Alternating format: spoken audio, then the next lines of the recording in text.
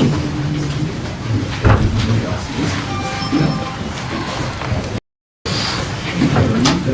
weird.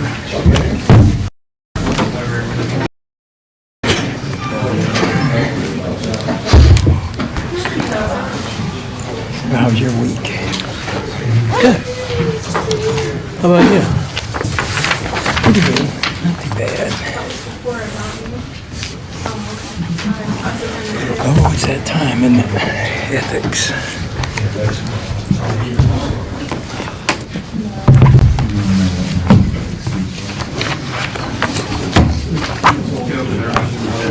We do now.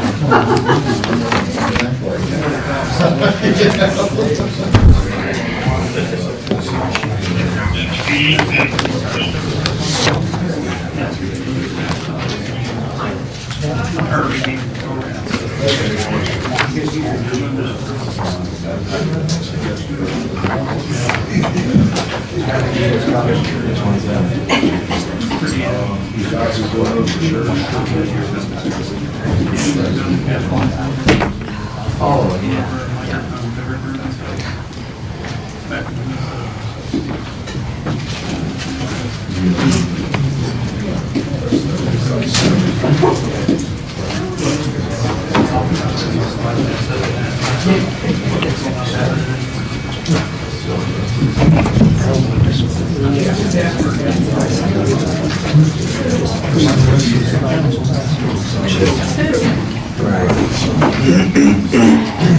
Bar, K-Flit, and Showman.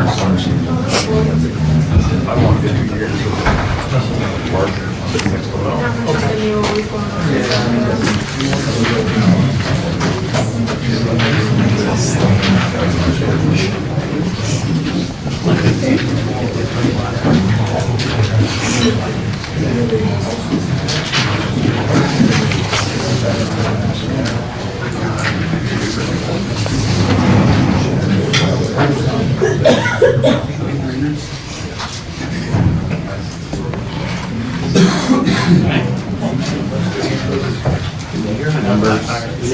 When they start every quarter, we learn 46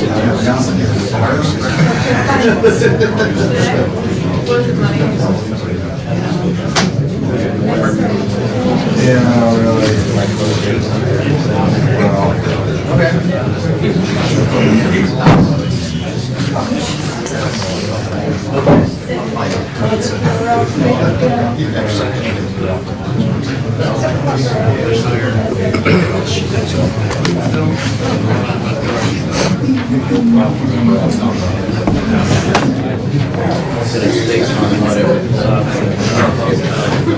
But the deductible has premium. Right.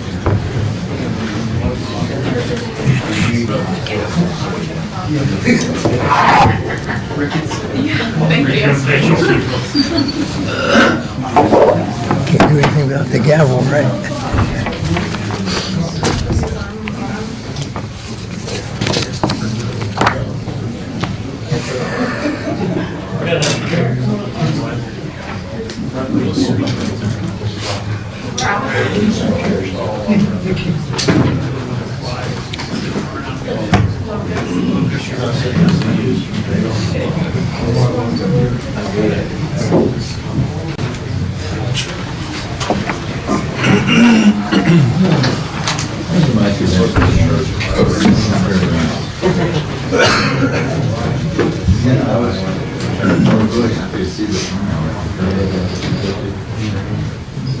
But it looked more like a meeting with Wednesday. It was very heavily squeezed. But it was still okay. Ladies and gentlemen, I've started recording.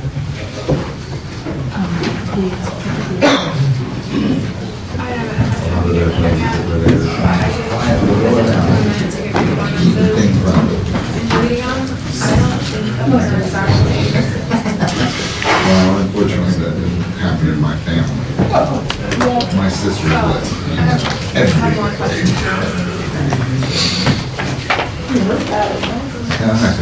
still do. And then they call me every every day or something along the lines of building a house every day.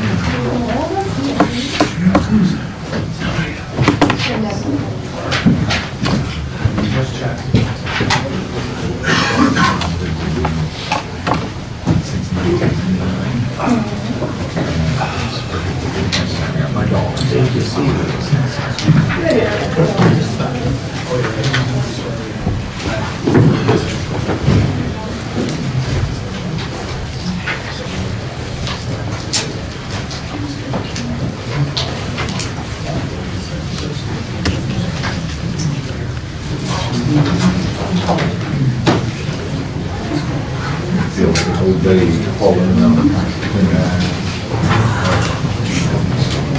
Do that and then actually.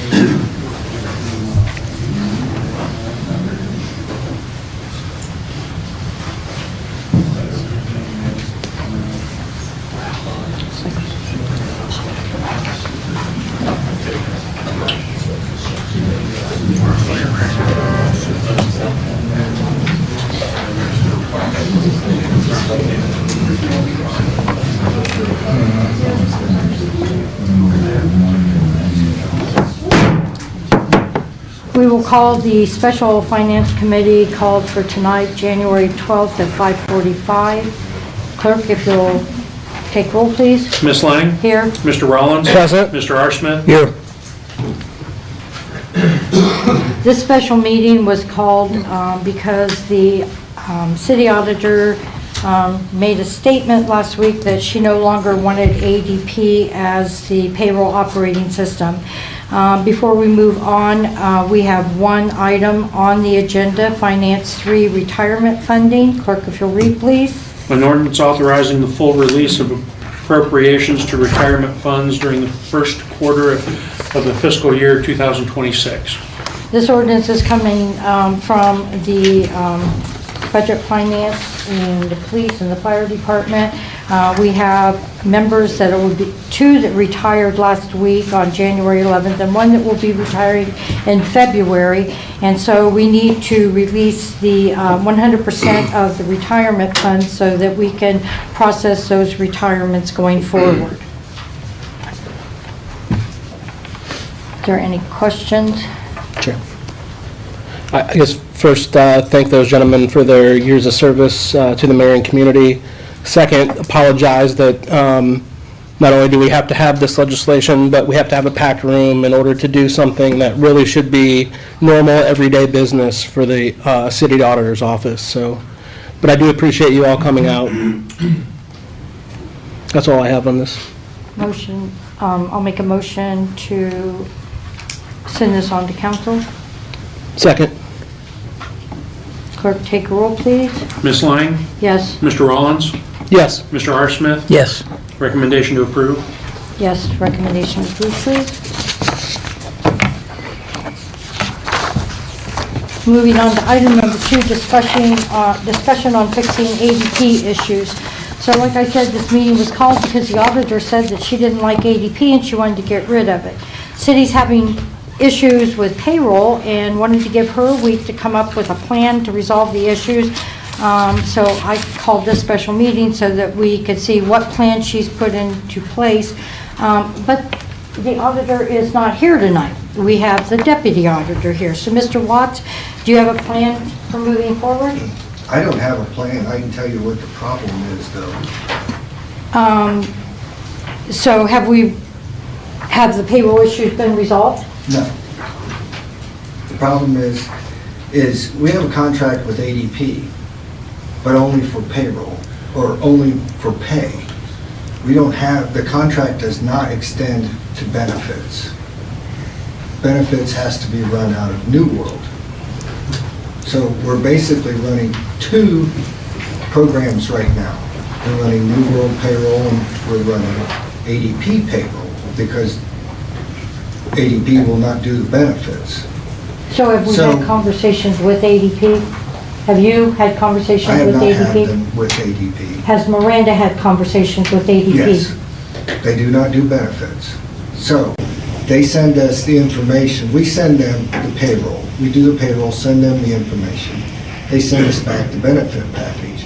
The benefit package does not go into New World. It has to be put in by hand. Over 7,000 entries per pay. So I don't know what a plan would be to get that fixed. We could either get ADP to do the benefit plans, or we could go back to New World. How many meetings have you been included and sat in on with ADP? None.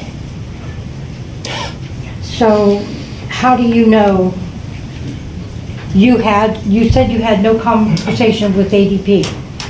No. So where are you getting your information from? Miranda.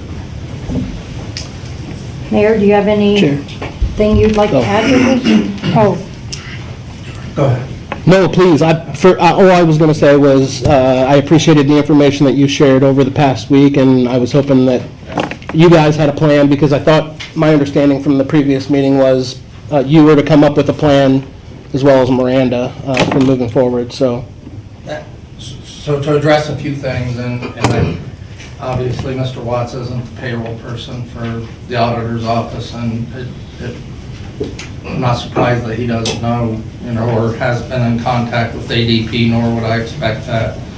But having been involved in that process over the last year almost now, I know they do benefits.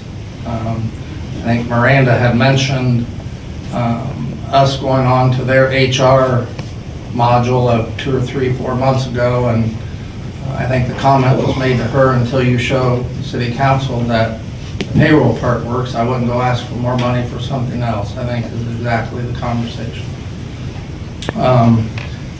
I did talk to the payroll clerk the other day after last Monday's meeting, and he suggested if you have questions, go ask him. I had questions, so I went and talked to Jeff a little bit, and because one of the things that kept bothering me was about time bank accruals.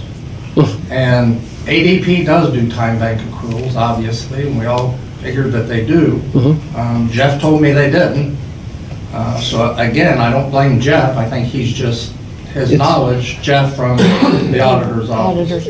it's my understanding from the emails that they would have been accruing this the entire time, but they never got the original balances. Is There that? were several emails that went back and forth prior to going live that the auditor's office would have to give them the accrual balances as of a certain date, Yep. just prior to going live, so they could be moved over into that system. And from what I read in the emails, that never happened. So when you look up when any of them look up their time banks and ADP now, it shows maybe what they've accumulated thus far this year, and maybe not even that, because it's not accumulating correctly. So I did want to read, I did send out an email to City Council on this past Sunday, after having gone through last week and reviewing a lot of my emails from ADP and emails with Miranda. I'll just read the email if that's okay. please. So this was sent out to all council people and my senior staff, that I wanted to pass along my activity after last Monday's meeting and hearing for the first time that from the auditor that ADP was a disaster and she wanted to get rid of it. For clarity, I was involved early in February 2025 when we all decided collectively, including the auditor's office, to go with ADP. This was after demos that they provided and us deciding that it would work for us and save the city some money. After I signed the contract in late February, I did not have much to do with the implementation. Payroll's not run out of my office, nor am I part of payroll. It's all run out of the auditor's office. I did not get involved again until late August when ADP began reaching out to me after several postponements of the go-live dates and issues with getting in touch with the auditor in regards to issues that were needing to be addressed. I also pushed for group meetings with all the department heads and their clerks to hear and understand firsthand the issues that they were facing with ADP. After last Monday's meeting, I sent a video clip from the meeting to ADP of the response by Auditor McGinnis after being asked how ADP was going. Attached, you will find several emails explaining the ADP side of the situation after the team reviewed the video and concerns expressed by the auditor. You will also find an email from Gina Love from Westerville Finance Department, which was listed as a reference back when we went, before we ever purchased ADP, and we talked with her at length, and they use ADP and were very happy with the service. And they also extended the opportunity for our auditor's office to call them if they had any questions or concerns or how they do a certain thing. Ms. Love was, this is also the person that we attempted to get Auditor McGinnis to reach out to in October when she was having many issues and questions from the departments, and she declined to do so. I've also attached an email that came in last week from a citizen that seems very versed on ADP and our current situation in the auditor's office. He asked some very specific questions. Our ask to the auditor was she took considerable amount of time to answer all of those questions each time she was asked. I found some of the answers to be very interesting. I believe we have been told that ADP does not track time banks, which we already talked about, and have since found out that they do track time banks, and it is part of our system. Had we inputted the correct information and kept up with it, like watering, when you have to feed and water something in order to keep it going, and if we don't do that on our end, it won't continue to do that. I'm also aware that W-2s, there was an email sent that those would be problematic if they didn't get certain information by a week ago Friday, I think. To my understanding, they still have not gotten that information. So I'm not sure where we're going to be at with W-2. And after going through this whole past week, we can say, go back to New World, that's the solution. But really, we had trouble with New World when we were using that system too. There were times where the taxes weren't being taken out of their check, and one officer had like an $11,000 bill, I think, that they wanted him to pay because the taxes weren't taken out. So there was a lot of problems even back then where people got overpaid or didn't get paid the right amount. The time banks were probably better because it was part of our system. So I'm honestly not sure where we go from here. As I've stated, I have no control over the auditor's office and what they do or do not do. Payroll is the job function of the auditor's office. And I guess it should be her decision on what direction we take from here, or what direction she feels is best for the city and her office and what they might be able to maintain. I don't know. I can offer the opinion. That's all I can do is offer the opinion because it's not in my department. And my opinion is that we stay with ADP like thousands of other municipalities across this country that use ADP and use it without problems. Even the lady in Westerville said when they went live, they had a few quirks here that they had to fix, but all in all, it was a very good experience and continues to be for them. I would think that we should stay with ADP, make it an all hands on deck type situation within the auditor's office and make it a priority and get it fixed. I think that ADP has been very receptive every time that we've emailed back and forth. I sent you guys the emails that they sent back explaining each little nuance, and generally, it was because we didn't provide them something or continually change something that they had to go in and change. So, I don't know. I mean, my honest answer standing here today is I think ADP's the best route, being that we're already in it. And I think it can work well just like it does everywhere else. But we have to have the resources committed here to make that happen.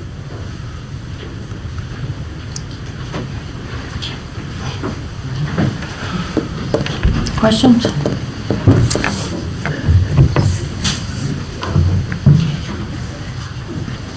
I don't think so. I did want to add one more thing. So I had sent an email to the auditor, probably midweek, saying, look, let's get together before Monday's meeting. I'd like to hear what your opinion is as far as what you think we're going to do moving forward.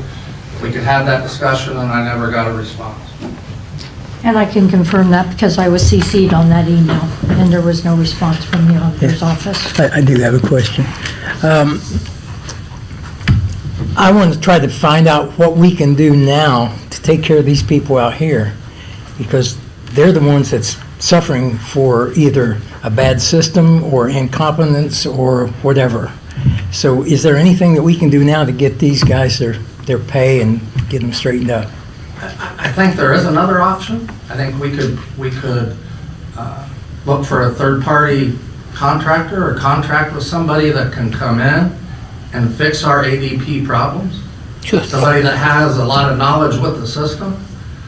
But again, then we're just paying somebody else to do what should be done in the auditor's office to begin with. So, I mean, that is an option. I can't say because I haven't been able to speak with her about, if we go back to New World, what kind of a process is that? You know, is it a long involved process to try to go back to New World, or I don't know. And then, so reverting back a year again, So we're in this situation because there was only one person that could do payroll in the auditor's office. Right. Nobody else was ever trained. The lady gave her 2-week notice. At the end of 2 weeks, we were going to be without a payroll person. So in the interim, Auditor McGinnis did the payroll. Amongst all the other 4 or 5 years of reconciliations that we don't have done, she has all kinds of other stuff she could be doing besides payroll. I don't know why she would burden herself with payroll. In terms of contract with ADP, what would the repercussions be for backing out now? So working with the mayor's administration, having just briefly reviewed the contract itself, I would say it's minimal. But if we take a step back and reflect where we were when many of us, if not all of us, learned last week for the first time that the city auditor elected to her position had decided that she wanted to set ADP aside and revert to New World, as the mayor's reference. That was the first that I had heard that statement. And we must remind ourselves, the reason we're here tonight is to have provided the auditor for the city of Marion the opportunity to take the week and then appear tonight to explain to you, the council person and the committee people, what the plan of action is in regards to ensuring that our payroll is accurate and complete. And as we all see, the auditor's not here. I'm going to jump ahead. You know, there's one more opportunity. This committee meets on its regular night next Monday evening at 6:30, and it's essentially a last opportunity for the auditor to appear as requested by the council members of this committee and other council members to inform us what her plan of action is. So I know that's not the question you asked. The question was, what is the ramifications of terminating the ADP contract? I'm sure we can negotiate our way out if that's the choice that's best for all of us in this room right now. But I'm not convinced it's the right choice for all of us in this room, especially since the auditor knows what we were asking of her, and maybe she's got a good reason for not being here tonight. Let's accept that. Maybe that's the case. But we meet again, you meet again next Monday night at 6:30. It's our last opportunity for her as a city auditor to appear before you and tell you what the best course is and what her plan of action is. Because as has been repeated before, the auditor for the city of Marion is responsible to process the payroll for the city accurately and completely. And we know that job's not getting done. We are entitled to know what the plan is and then make a rational, reasonable decision based upon information we have at that time on what choice to make on behalf of all of us, employees, citizens, our community. When is your next pay period, Chief? So when would the next paycheck be? Friday. This Friday. This Friday. So what reassurance do these folks have that they're, that's tremendous. I have one more thing. So we went one step further. When we're trying to figure out, wrap our heads around this, trying to look for alternative plans. We talked to somebody from Marion Technical College, had very long, in-depth conversation and meeting with him. He came to City Hall, explained to us that they use ADP, that they had some issues when they switched over, but it was a pretty easy fix for them to do that. They were also contracted by another college to go do the same thing for them. So they're basically a public entity that are using ADP flawlessly now. And they have offered us the help of trying to come in and get ours to the point of where it's working properly. So that is another avenue that we can explore. I think we have another meeting this week on Thursday to talk more in depth about that. There's even been some suggestion of a couple interns to maybe come in and help do that. Again, these are things we shouldn't have to be doing, but to answer their questions, that's what we got to try to do to make it work. To answer your question, I have no idea what this week will bring. No idea.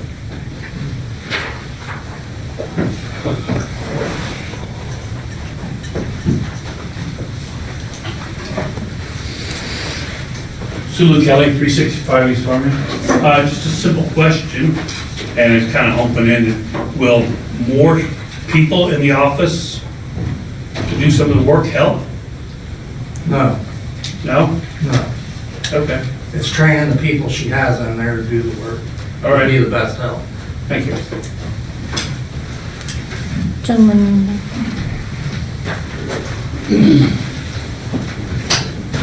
I was on the phone quite a bit today. Do I need to say who I am? Yes. please. Greg May, City Sanitation Streets Department Superintendent. I've been back and forth quite a bit with this. Part of the problem, I believe, is the base rates aren't set up right. The base rates for our guys, you have to have your CDL premiums and your longevities into your base rate to get your overtime figure, to get your hourly figure. That's not set up in this. They have different line items that they're trying to add it into, and it's not figuring in right. We keep communicating that it needs to be added in as the base rate. That would solve a lot of the problem as far as the overtime calculations and things that are, now the premiums, the OPERS and that stuff, that's not from us. We just do payroll.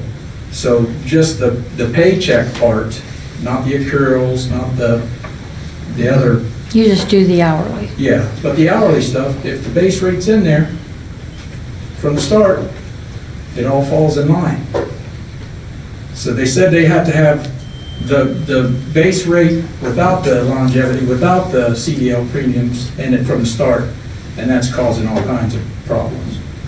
I don't understand why it can't be put in there like that.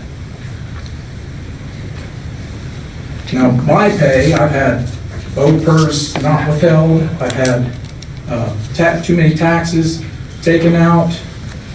I mean, and I'm the superintendent. I call, I email, I get no answers.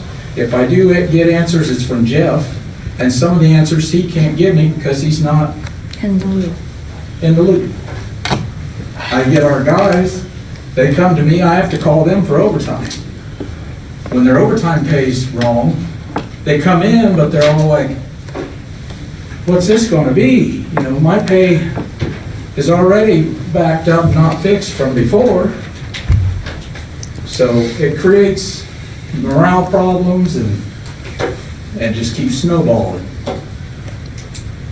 We do the payroll before we send it, and it's correct except for certain things that we're trying to get tweaked, and they keep coming back with answers that don't work. Who's they? Miranda, Auditor's the auditor's office? Jeff, because I don't get calls back from Miranda or emails. I've got several emails. I've copied a lot of folks in on my emails. I don't get any answers. Nobody does. I know I did come up Friday and she was not in on Friday, so. One is CDL. To add the premium in, they have a job line in the payroll. You drop it down, you can add the CDL in. But if that person has an upgrade for that day, you can't add the upgrade and the CDL in at the same time. CDL has to be in at the beginning, at the base rate. Then you can add that upgrade in with no problem. But you can't have them both in that same line. And they're trying to figure it out now. And then the overtime, they put all these in. One had a CDL on it because we added it in. The longevity, they told me that ADP adds the longevity in after they get it. That should be added in our end. Should be there in front of us. Is it by contract though? Do they have, I guess that's my The contract question. states that your longevity is part of your base rate. Your CDL is, to an extent, it's just not overtime, right?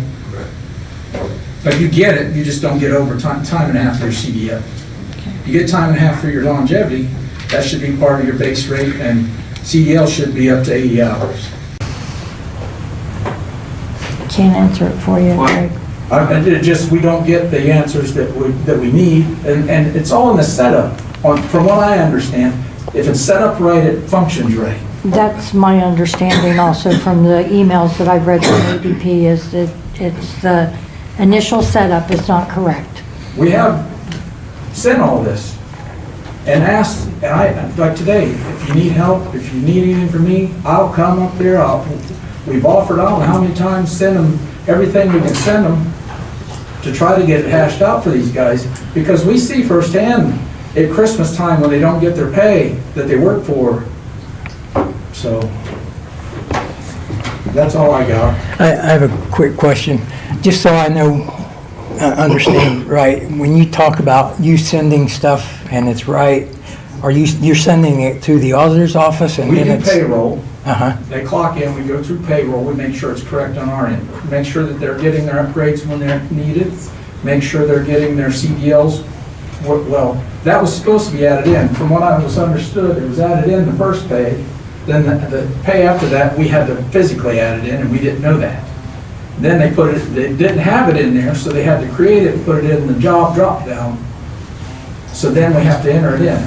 But these people that get upgrades, you can't enter both of those in, so they're trying to figure that out now. So the breakdown then is between the auditor's office and ADP, right? They Somewhere in said there. that a lot of the stuff that, when we get it done, we send it to the auditor, they send it to ADP, and they do it. Okay. They do it. They figure overtime. They get the figures on what the overtime is, they figure it and send it back. That should be in front of us before we send it. The amounts that I had today didn't add up, and I asked why, and I didn't get an answer. Was it a check register that you were looking at, or was it? It's all the time. It goes through, you get all your totals, say the totals over here. Some of them had CDO in it, none of them had longevity. They told me longevity's added in through ADP. I don't understand why, it should be in there from the start. You should be able to see it. The CDL premium's added in if we add them in.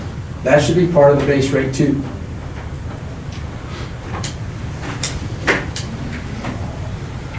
The shift differential, they get a shift differential at night for working at night.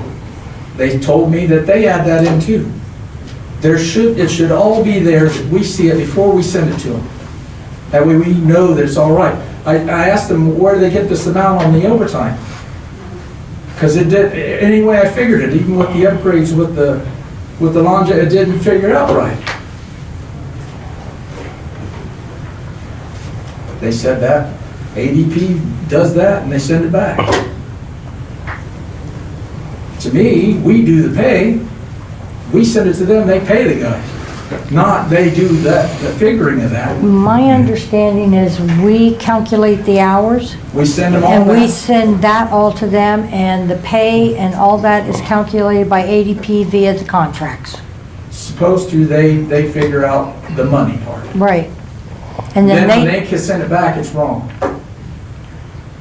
so they're sending, ADP is sending it back for verification through the auditor's office? I don't know how that part works once it leaves me. I can't get many answers, so. I don't think we're gonna get any answers tonight either. Well, I have a comment. So I've been in talks with Greg, of course, and I kind of know what they're doing. I kind of want to paint a picture of, you guys are aware the street and sanitation department is one of our largest departments that we have here. Okay, Jody back there, you can't see her, there she is waving. Jody and Greg have put, amongst all their work they already do, they have to play this for all their employees because they care about their employees so much that they're figuring out exactly what they should get so they can cross-reference, and every single time it's wrong. Now you tell me, is that something that should be put on the burden of all of our departments to figure out their own pay and what it should be, and then try to email the auditor's office and not get a response? One employee was $2.07 off under what he's supposed to get. With all of his upgrades, he would only get $1.81 on top of that. So they were more into his regular pay than his upgrades would. They're saying they add these upgrades in later. That didn't make sense. That's why I said how they get that number is beyond it. The other stuff you could figure. The other stuff you can kind of see what's missing. Thank you, Greg. Yep. State your name, please. My name is David A. Garrick. I'm with AFSCME Council 8. I represent the members in the collective bargaining with the sewer department, the street department, everything like that. I was asked to be here today to basically brief you on my end on where we stand on this. Mr. Norris and myself have been in constant contact over this matter. We have filed grievances to try to remedy this. I think from my perspective, we want to keep the relationship we have.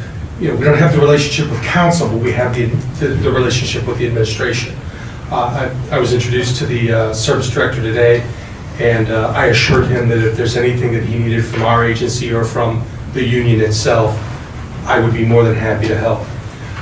As I sit here and I listen to this and I hear what's going on, I hearken back to probably 4 years ago, 3 years ago, we were in a similar situation with this auditor who was replacing a previous auditor who left us a train wreck to begin with. Now, forgive me, this is not something new. We've had peril with this auditor for as long as I can remember, as long as I've been a staff rep. So I guess from my perspective, we are willing to work with the city's administration to work a way through as opposed to being a problem. Now, I have the sanctity of the collective bargaining agreement to preserve and the membership's livelihoods. I mean, I don't know of any member in this galley here today who can afford to miss a paycheck or afford to have their life or their health insurance lapse or their retirement. You know, it's my understanding from speaking with Mr. Norris that we haven't paid into either OPNF or PERS over some time. I'm sorry, madam, but I don't see this as being a new topic. This is something that's been plaguing us for 3-4 years now. So just know that my office and ASME Council Aid is willing to help in any way that we can to continue to have a strong relationship with the city's administration. Thank you. Appreciate it. Thank you.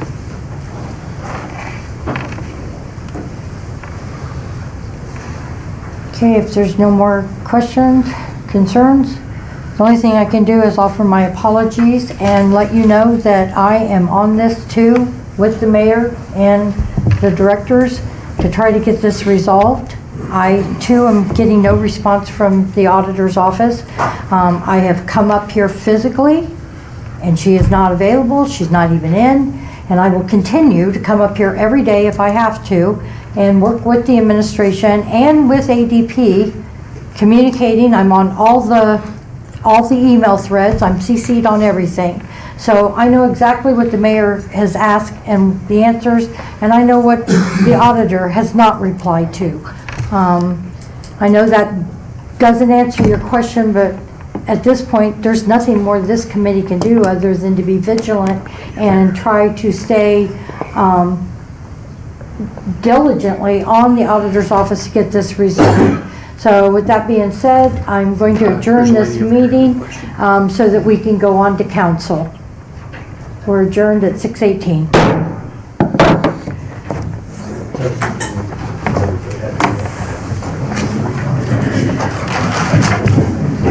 This meeting might be even longer.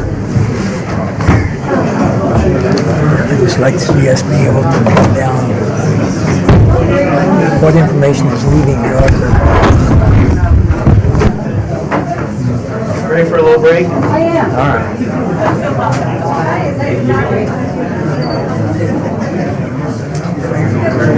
Is this me? Yes.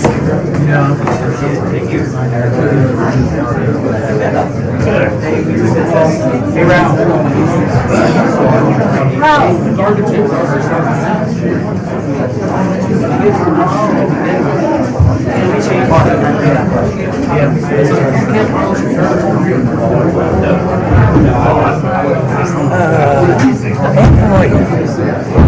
When I did program last in high school, I had to troubleshoot program. I put in a lot of scripting that I was very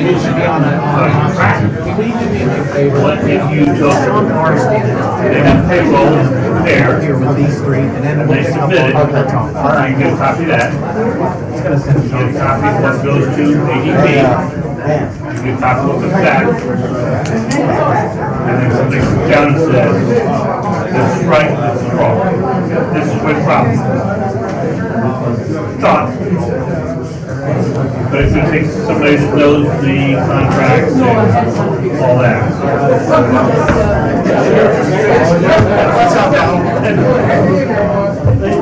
It's a brute force method to figure out where the problem is. But sometimes that's what it takes. I'll suggest this while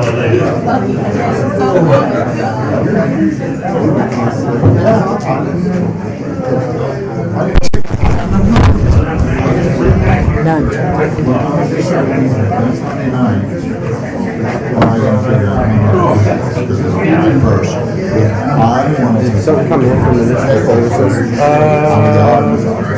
Maybe, I think they were still looking at it. Are you going to the new council seminar? Probably. 21st of February. Down at Lewis Center, across from High Banks Metro Park. But that's what I'm saying.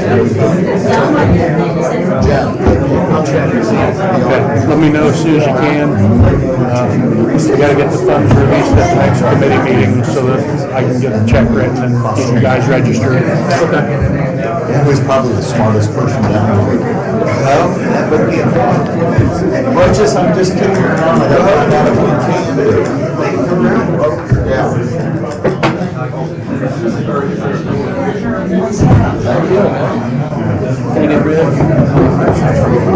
See what you think too. I gotta gotta check in to see whether we can legally do it. But obviously. Put that in the bag in my office. Marion is not interested in doing it. I got a bag in my office full of ones. She's just not gonna do it. So my question is, immediately, I know it takes some more training, obviously, but we take the job. I guess I'm here. Out on the other way, and move him over to a job. Where Danny's in the wrong chair, you don't know. I'm in the wrong chair. Yeah, that's why you had the. No, you put the signs in the wrong place. No. Oh, bite me. Spread them out, I can't put you in Aaron's lap. Bite me, Naomi. See, this is my, All right. Does it matter? yes, I guess it probably does. We'll make sure everything's, the I's are dotted. What do you think of that? Well, that's what I said. If we can legally do that. There are a number of us who are. Is that correct now? It is. Oh, that's why I thought, thank you, sir. Yeah, I saw it, but it sure doesn't work.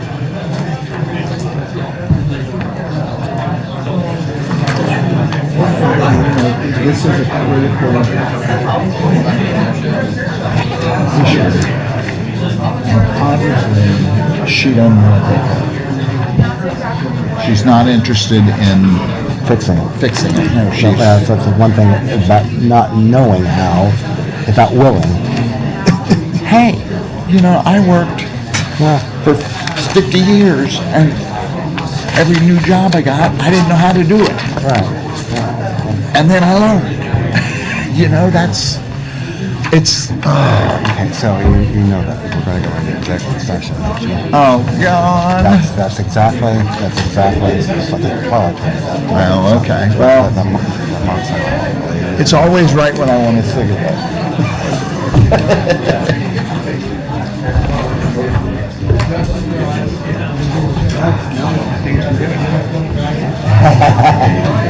No, lose 20 more pounds. So, you think? I sat in the wrong chair. No? Oh, now, Jay did it, put them back, so. Bam, bam. I thought I was. Excuse me. Who knows? Who cares, really? I took the one. What's that? Back when I What's was this one then? in high school, Good, how are you? last century, I had a program that I would common with, figured out. I would put in extra lines and say, print line such and such, X equals whatever. And again, I'd come down and say, print line such and such, X equals. Come down a little bit. Print line such and such, X equals. And then I could go through and I could run it and print it out and say, there's the problem. When it computed that value of X right there, it messed it up. It's right here, wrong here. So what we do, this was what? what, so you take their, you only need one person really. But you take their Yeah, there payroll was, that they figure I out. saw a few of them. I tried to do this online. Here's a committee meeting, I saw it, kept knocking me out. Yeah, I was going to Takes say an extra the other line. day and I didn't miss it. Then you get, the auditor does with it, she sends it to ADP, and you look at the same person, it's Well, you got to right make or wrong, it. and then you take it and it's back to ADP, and you look at it again, see if it's right or wrong, and you know who messed it up. Oh, we know who messed it up, there's no doubt. But you have proof. No, we have proof. We Okay, have proof. okay. We know who messed it up. Well, I have a pretty good idea too, but I like to see it in hard copy. that was where you had proof. Yeah, Jay switches back. but Jay switches we're back. council. So I don't know what the. She has to Trader's supposed to be in this chair, you guys have to go down one chair. That one. Yeah. And when you're dodging everybody's emails, Aaron doesn't want to sit. Your wrap, sir. I sent her an email last. I did too, yeah. Monday night. I think it was. I haven't got the response yet. 28. You guys just voted her back in. With Don Knotts. Hey, we had the city charter on the ballot. City charter would resolve this issue. Ladies and gentlemen, I've started recording again.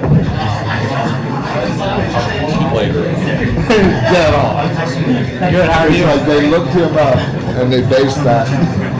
Got the right name there.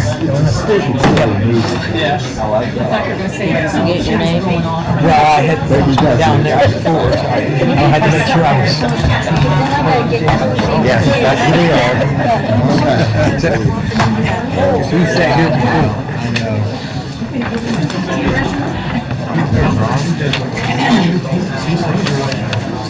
Yeah, meeting tonight.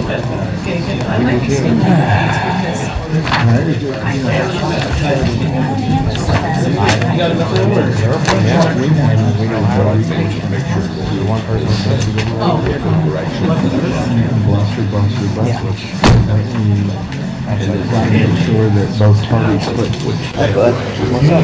qualified candidates together.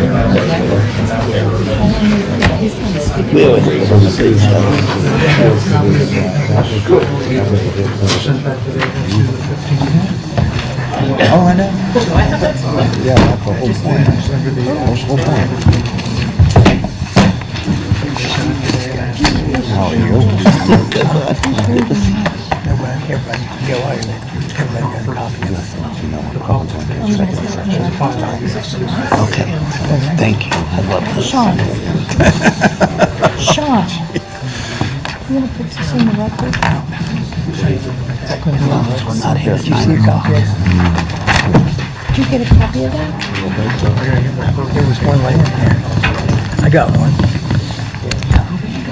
I got one. You can keep that one.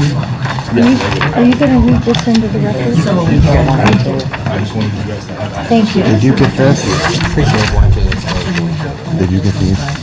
No, I didn't.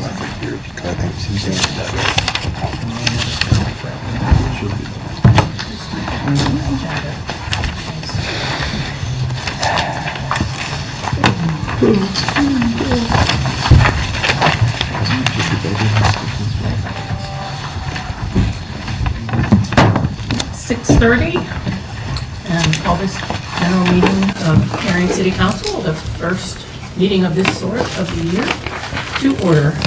Clerk, if you'll take roll. Mr. Barr? Present. Ms. Larkin? Present. Mr. R. Smith? Present. Ms. Lang? Present. Mr. T. Smith? Here. Mr. Prater? Here. Mr. Clark? Here. Mr. Kreider? Here. Mr. Rollins? Present. Mrs. Stoneburner? Present. Next, we'll have our invocation by Pastor Steve Easton from Marion Nazarene. Father, thank you for caring about what happens in Marion, Ohio, and thank you for caring about us. Jesus, you said that before we even ask, you know what we need, and yet you invite us to continue the conversation, so we do tonight. And I pray for your blessing and your guidance and your discernment and your wisdom for our mayor and his administration, for our council president and clerk, and for the council. We just need your help with every decision that we make. And so we're asking for divine direction and for your provision and for your blessing to be upon our city. We're grateful that you put us here for a time such as this to serve. And I know all these council members and administrators, there's 1,000 other things they could be doing tonight, but I'm really grateful for their willingness to serve. And I pray that you will enable them to do it well. We pray it in Jesus' name. Amen. I pledge allegiance to the flag of the United States of America and to the republic for which it stands, one nation under God, indivisible, with liberty and justice for all.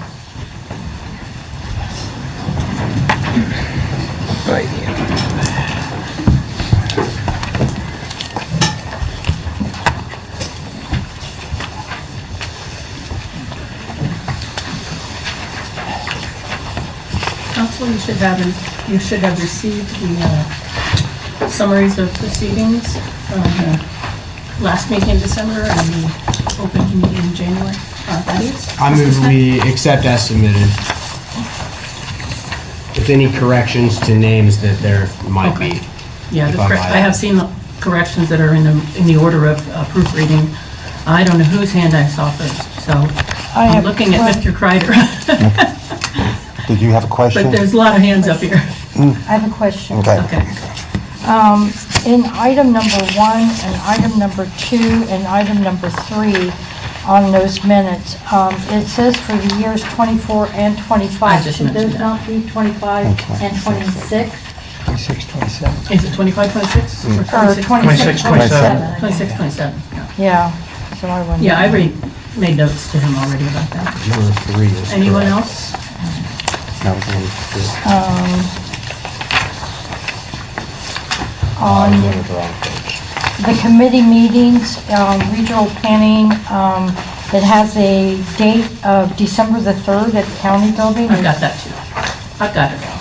Pardon? I've got all of those, I would imagine. I proofread this Okay. for the clerk. So corrections that they, All the, they haven't, I'm just telling him now, but they, all the corrections were in the order of little, like that, little things that were kind of either a typo or possibly a copy-paste error is what I understood some of them to be. Because sometimes there's an odd word right in front of Mr. Rollins' name. I don't remember which one it is, vote or roll or something. will we get a corrected copy? Yeah. Yes.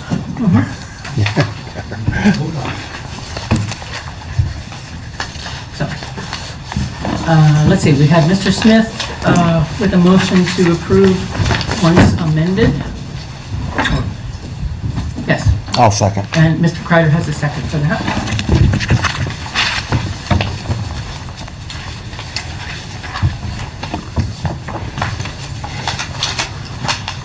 Okay, let's take roll. Mr. Barr? No. Ms. Larkin? I'll approve as the corrections are made. So is that a yes? Yes. Mr. R. Smith? Yes. Ms. Lang? No. Mr. T. Smith? Yes. Mr. Prater? No. Mr. Clark? No. Mr. Kreider? No. Mr. Rollins? No. The nays have it. 6-3. So, everybody will be looking forward to those edited proceedings. Next is old business, item number 1, ordinance 2025-129, repeal.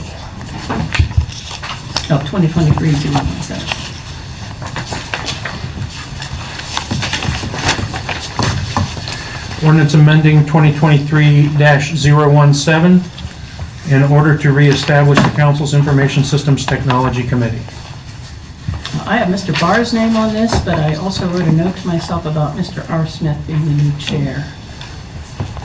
I think it's Mr. Clark. No, it's Mr. Arthur. Yeah, we brought this forward before the new council. This is to reestablish the Information Systems Committee. I think it's more than appropriate, especially seeing the issues we're having with ADP and New World and everything else. So this is the first reading. Second reading. Second reading.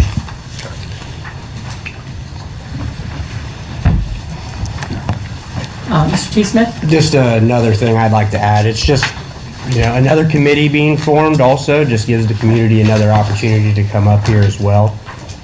This committee would also deal with, I would imagine, anything electronics, anything IT worthy, any of that stuff. So I think it needs to be formed, and I'll make a motion to suspend. I'll second. I'm sorry, I didn't catch the end of what you said, Mr. T. Smith. I said, I think this committee should be formed, and it would definitely give the community more opportunity to come up and see us and talk, and why would we stand in the way of that? So I made a motion to suspend the 3 reading rule. Thank you, didn't hear that. And Mr. Clark has the second for suspending the 3 readings rule requirement. Any other discussion? Ms. Lang? Are we going to, it says that it's to reestablish council's information systems committee. Is it information technology committee? Do we need to, or does it matter? Okay. Well, it definitely needs to be clear, and again, in my proofreading of the summaries, I had a couple of notes to read about the wording of it. Everything in the ordinance that we're reestablishing, it looks to me like we've just basically iterated it all, word for word. So to me, it sounds like somewhere in the title, it should say we're reestablishing, as Mr. Barger said, which we have it here, but it didn't look like we had it in the notes, you know, the actual, yeah, that one. It had the lines all drawn through it. Yeah, that was Doesn't that have all the words she's just mentioned? Yeah, this was the strikeout from the original committee. This was 2317, and this is the new ordinance where we are taking the strikeouts out of the city code and reestablishing. Well, but, so Ms. Lang is making a good point. It says information systems. Yeah. You want that to be more specific, With Ms. all, Lang? with all, just quick point of order, I mean, it pretty much spells out specifically in here what that committee would be responsible for, which is any ordinances, resolutions, and all other matters relating to information systems, computer networks, computer issues, telephone issues, and those other matters related to any electronic media not already referred to in other standing committees. I don't know that we need to mince words. Okay. We have a motion and a second on the floor. All right. Any other discussion? All right, let's take a look. Mr. Barr? Yes. Ms. Larkin? Yes. Mr. R. Smith? Yes. Ms. Lang? Yes. Mr. T. Smith? Yes. Mr. Prater? Yes. Mr. Clark? Yes. Mr. Kreider? Yes. Mr. Rollins? No. A motion carries 8-1 to suspend the 3 readings rule. Mr. Motion to Clark? adopt? Mr. Clark has a motion to adopt. I saw your hand first, Mr. T. Smith, Yes, second. for the second. Anything else on this issue from the council? All right, when you're ready. Mr. Barr? Yes. Ms. Larkin? Yes. Mr. R. Smith? Yes. Ms. Lang? Yes. Mr. T. Smith? Yes. Mr. Prater? Yes. Mr. Clark? Yes. Mr. Kreider? Yes. Mr. Rollins? Yes. Motion carries unanimously. 9 yeses.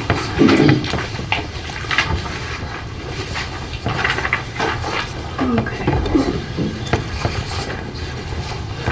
On to new business. Item number 2, resolution 2026-004, transfer authorization. Resolution authorizing the auditor to transfer appropriate fund monies to Parks, Transit, Police, Fire, Pool, Central Garage, and Dispatch, and other funds approved by the council for the year ending December 31st, 2026. Ms. Lang, this comes out of Finance Committee. This is being presented by the auditor's office. It's a standard practice to transfer the funds back into, carry them over into the next year that are available.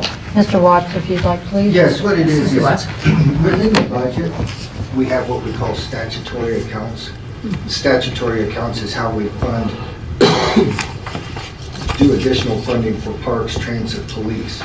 So, like, the police will have $4 million in the statutory account. This gives the auditor's office permission to move that from the statutory account to the police account. Normally, we have worked with the Chelsea. We set up a program on transferring it per month. So this would just give us permission to do it without coming to council each time to ask. Okay.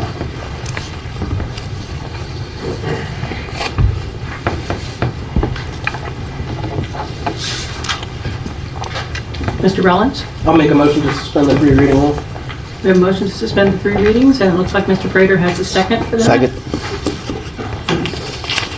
When you're ready, quick. Mr. Barr? Yes. Ms. Larkin? Yes. Mr. R. Smith? Yes. Ms. Lang? Yes. Mr. T. Smith? Yes. Mr. Prater? Yes. Mr. Clark? Yes. Mr. Kreider? Yes. Mr. Rollins? Yes. And Mr. Rollins, motion carries unanimously. Make a motion to approve.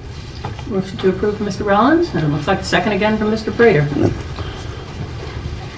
Motion to adopt the resolution. Any other discussion on this? Or any of Mr. Watt's comments? Okay, seeing none. And Rick? Mr. Barr? Yes. Ms. Larkin? Yes. Mr. R. Smith? Yes. Ms. Lang? Yes. Mr. T. Smith? Yes. Mr. Prater? Yes. Mr. Clark? Yes. Mr. Kreider? Yes. Mr. Rollins? Yes. Motion carries unanimously, 9-0. Item number 3, under new business, ordinance 2026-003, carryover appropriations. An ordinance authorizing the carry forward of previously approved appropriations for ongoing projects into the subsequent fiscal year ending December 31st, 2026. Ms. Lang, another one from Finance Committee. This came out of Finance Committee with a 3-0 recommendation to adopt. It is projects that are currently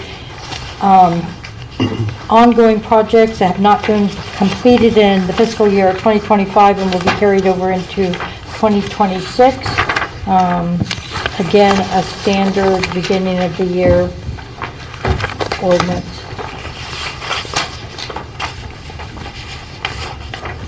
Mr. Rollins? Yeah, I would just alert new members of council that that might be an eye-opening amount, total nearly 1.4 million. However, a lot of these items would be handled through grants, things like the airport, so on and so forth. With that in mind, I will make a motion to suspend the 3 reading rule. We have motion and a second from Mr. R. Smith. Motion from Mr. Rollins.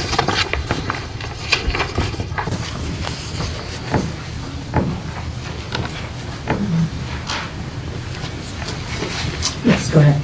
Mr. Barr? Yes. Ms. Larkin? Yes. Mr. R. Smith? Yes. Ms. Lang? Yes. Mr. T. Smith? Yes. Mr. Prater? Yes. Mr. Clark? Yes. Mr. Kreider? Yes. Mr. Rollins? Yes. Motion carries unanimously, 9-0. Mr. Rollins? Motion to approve. Motion.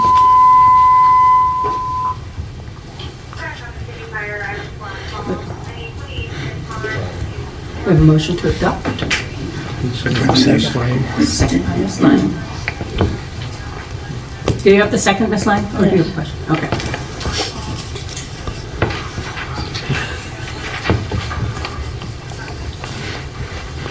Okay. Any further discussion? All right. Clerk? Mr. Barr? Yes. Ms. Larkin? Yes. Mr. R. Smith? Yes. Ms. Lang? Yes. Mr. T. Smith? Yes. Mr. Prater? Yes. Mr. Clark? Yes. Mr. Kreider? Yes. Mr. Rollins? Yes. Motion carries again unanimously, 9-0.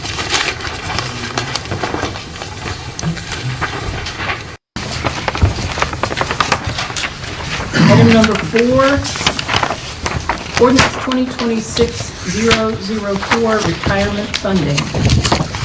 An ordinance authorizing the full release of appropriations to retirement funds during the first quarter of the fiscal year ending December 31st, 2026. Ms. Lang, Special Finance Committee. This came out of Special Finance Committee tonight with the recommendation to approve. This is releasing the funds for the benefit retirement for the police and the fire department, 100% for the first quarter because we have officers that are retiring. So it just releases the funds so that we can pay out those retirement benefits. I'd like to make a motion to suspend the 3 reads.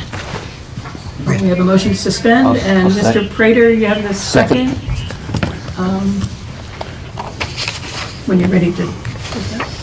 Mr. Barr? Yes. Ms. Larkin? Yes. Mr. R. Smith? Yes. Ms. Lang? Yes. Mr. T. Smith? Yes. Mr. Prater? Yes. Mr. Clark? Yes. Mr. Kreider? Yes. Mr. Rollins? Yes. Motion carries unanimously. Mr. Rollins? Motion to approve. Motion to approve for Mr. Rollins. It looks like a second for Mr. R. Smith. Any further discussion or comments?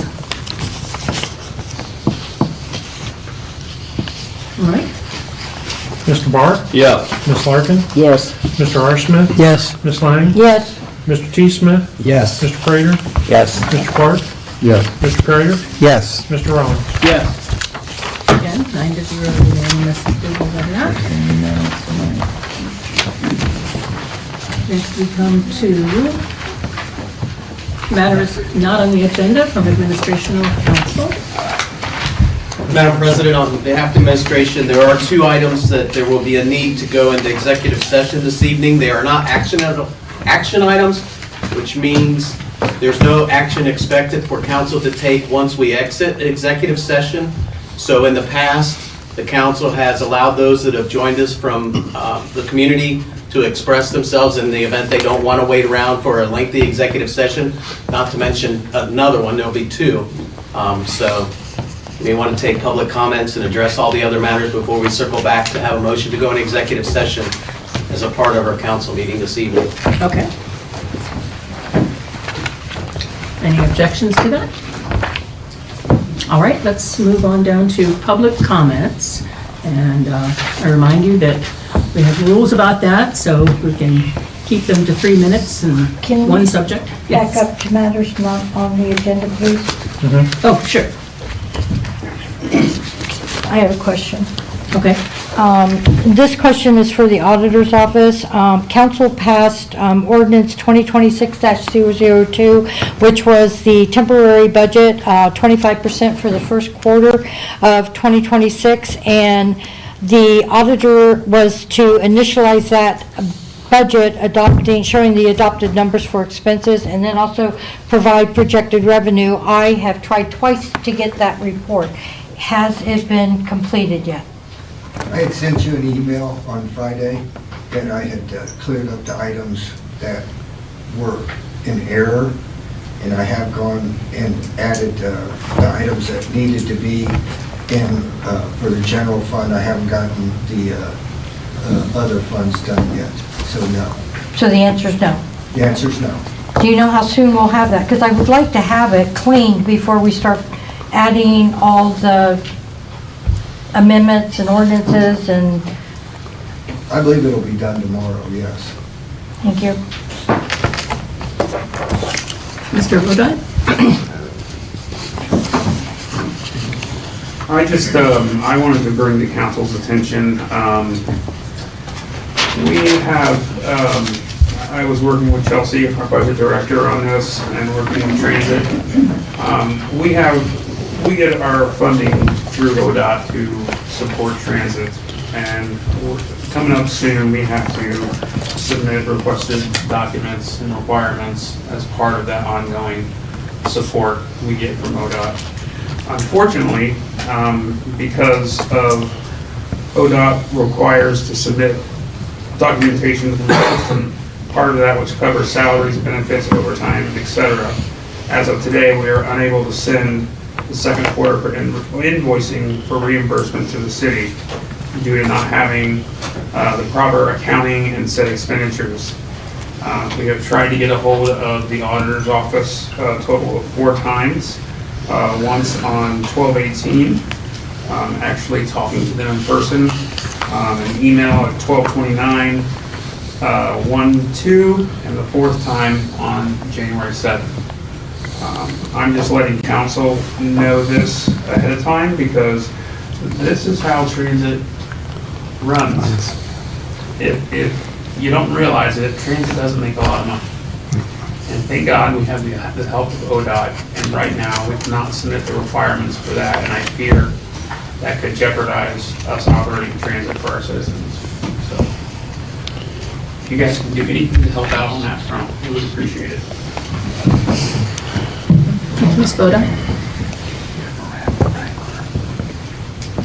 Anything else from administration or council? Mr. Bodine, I'd just like to say, we wish we could help you too, but we're in the same boat you and the administration are in. We have no power, no control over the auditor's office. As much as we would like to encourage, pressure, whatever you want to call it. But thank you for bringing that to our attention. I just don't want to land us in a place where we can't offer bus service for the people expecting to get to work in this town. I know all 9 of us up here feel the same way. What is the filing deadline again for those funds? I believe it's the end of January. And it takes quite a while there, once you have the information.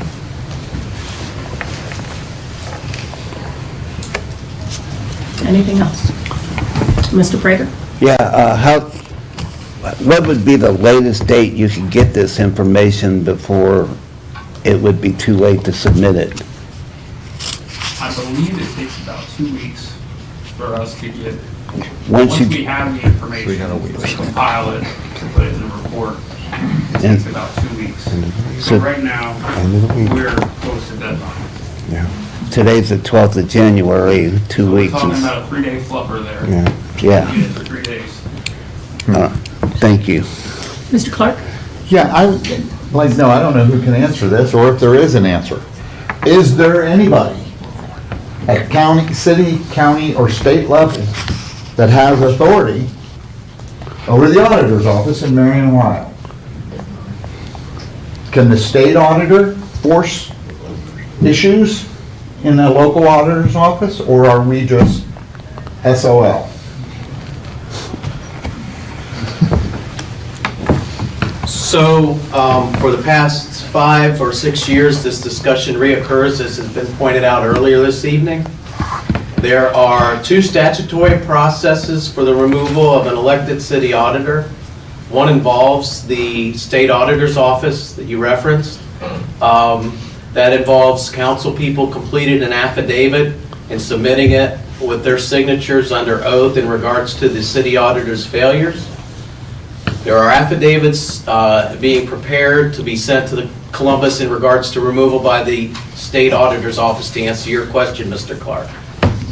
The other process I referenced is the removal through a process that's filed in the Marion County Probate Court, where the elected city auditor would have an ability to defend herself, and a jury determine whether or not the prosecutor by statute would be me as the city attorney to prosecute that case for the removal in the Marion County Probate Court before a jury. That's Plan B.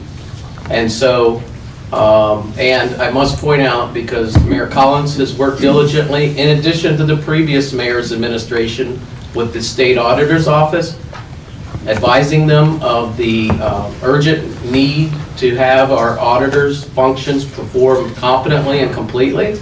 So I'm mentioning that because our auditor of state and his chief deputy and those assigned to the city of Marion's case are well aware of the issues that we're experiencing. And so we still should hold out hope that Plan A will work, which is the affidavits from the council members that I mentioned that are in the process of being completed. So yeah, we should have hope on the horizon. As the mayor's pointed out and council members have pointed out, there's no elected official in the city of Marion that has the power to remove the city auditor. I've just briefly summarized how a elected auditor can be removed, and I can assure you that the administration and council members are working diligently to complete that process, because the previous mayor had expressed that he had lost any faith or hope that the auditor would be able to complete the job duties. The council in, I can't remember whether it was December of 22 or January of 23, passed a resolution of no confidence. And those council members at the time, by a vote, expressed they had no belief that the auditor was competent and capable of performing the functions necessary to run the City of Marion's auditor's office. Recently, I was asked whether this council should also pass a resolution of no confidence. I think it would be a waste of time. We've already had one council that's done that. We have council members that are preparing affidavits to be sent to the state auditor. As many have said, they feel at wit's end that there's nothing more that they can do in their individual elected office capacity. But together, I still have hope, having worked with current council member, past council members, current administration, that we will have a day when we are recovering, as opposed to digging a deeper hole day after day after day. Thank you. Thank you, Mr. Russell. Anything further from admin or council? If not, we'll move on to public comments. If you have any, you'll need to come to the podium, give your name and address and subject matter, and try to keep yourself to 3 minutes. Dalton Atkins, the local president, international local president of 379. I've got with me Dan Nice, representative of the William of the FOP. Richard Wheeler, representative of the Gold Unit of the FOP. Steve Norris, ASME president of Local 1158. One more. Jody Bott from the Steelworkers Union. Mayor Collins, members of council, Deputy Auditor Watts, supposed to be Auditor McGinnis. Thank you for allowing us the opportunity to speak this evening. We are here tonight representing the employee unions of the city of Marion. We appear together because the issues we are raising affect employees across the departments, across contracts, and across the city. At this time, we must formally state for the public record that the employee unions of the city of Marion have no confidence in the office of the city auditor due to ongoing unresolved failures in payroll, benefit administration, and financial accountability. These are not isolated errors. They are systemic issues that have persisted for months and in some cases since October. Deferred compensation contributions have not been made consistently. Employees are asking a very simple and fair question. How will the city make us whole for the interest and investment growth we have lost? Contributions to the OP&F have been missing, delayed, or incorrect. Accrual time is not being properly tracked, forcing employees and individual departments to keep their own records, just to ensure they are not shorted the time they have earned. Multiple employees have not been paid on time. In the most serious case that I'm aware of, employees went more than a week without receiving a paycheck. Still reporting to work and providing services to the city every day. Communication has been minimal to non-existent. Employees are left in the dark, unsure of if or when their pay will be corrected. Certification pay has not been applied correctly across union contracts. Longevity pay has been calculated incorrectly and improperly. Overtime itself has been miscalculated or not paid at all. Base rates have been paid wrong. Union contributions have not been remitted correctly. Insurance opt-out stipends have not been paid correctly or on time. School district tax withholdings may have been misapplied. And with the upcoming tax season, the W-2 status is in question. This is not a complete list. These are just some of the main topic items. The employees of the city of Marion hold up their end of the bargain every single day. They provide a fair day's work, often under difficult and demanding conditions. In return, they expect and are contractually entitled to receive the wages and benefit the city has agreed to provide. Right now, the expectation is not being met. The cumulative effort of these failures has caused financial hardship, emotional stress, and a serious breakdown of trust between employees and the city administration. Tonight, we are asking for accountability, we are asking for transparency, and most importantly, we are asking for immediate corrective action to ensure the payroll, benefits, and statutory obligations are handled accurately and reliably going forward. Our members deserve better, the residents of Marion deserve better, and the city must do better. Thank you. Thank you.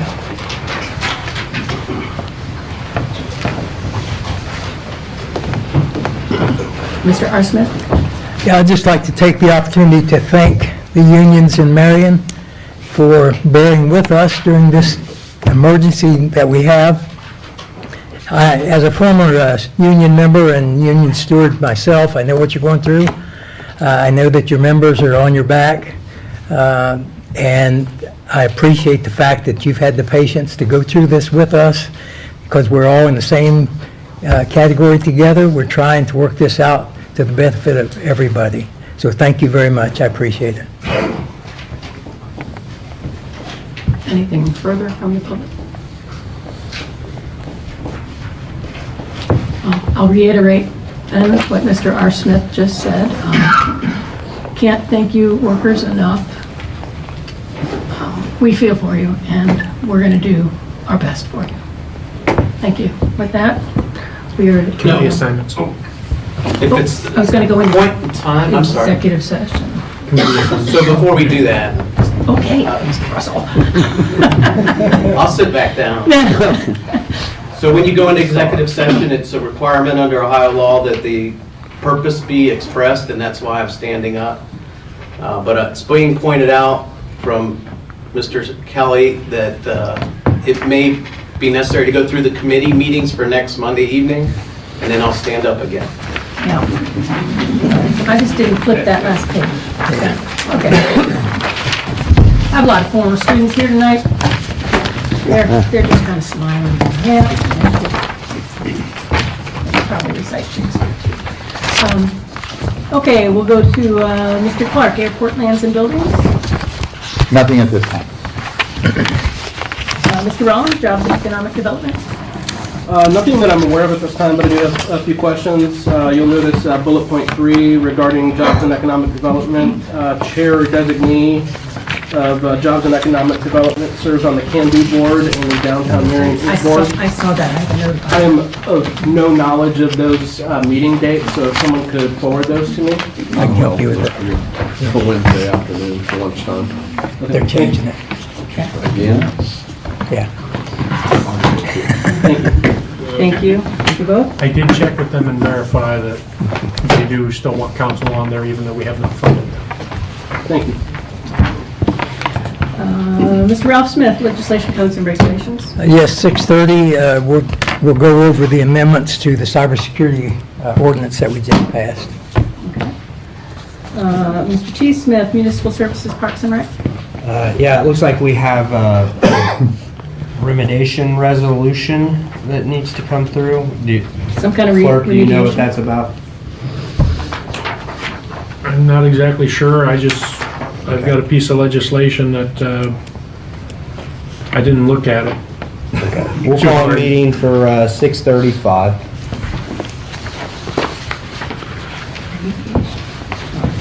Just in case. Okay. Mr. Prater, Public Utilities. Nothing at this time. We have an announcement, though. Yeah, for information, there is the Public Utilities Commission of Ohio will be holding a public hearing here on January 28th. Doors open at 5:30. They said they would be here at 5:30. I'm assuming the meeting is going to start at 6, but it is to discuss the aqua water rate increase that has been requested. Come early to get a seat. Oh, yes, and that was originally scheduled, you may have seen it somewhere else printed out as January 20th, but that's been bumped back to the 28th at 5:30, so. Next is, let's see, Ms. Larkin, Regional Planning. Nothing at this time. Yeah, it's coming up on also the 28th at 7 o'clock. Oh.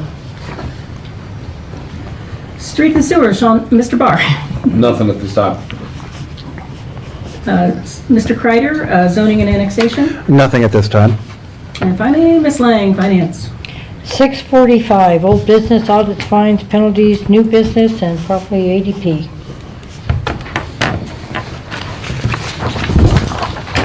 Okay. I warned you, so Mr. Kreider, do you have a question not related to executive? Yeah, I was just gonna say, about our meeting time as far as that, by the holiday and so forth, I was just gonna point that out. For Martin Luther King, we're bumping. Yes. Mr. Yes. Kreider's just pointing out, our meetings next week are on Tuesday, not Monday. Committee meetings. Committee meetings, yes. Yeah.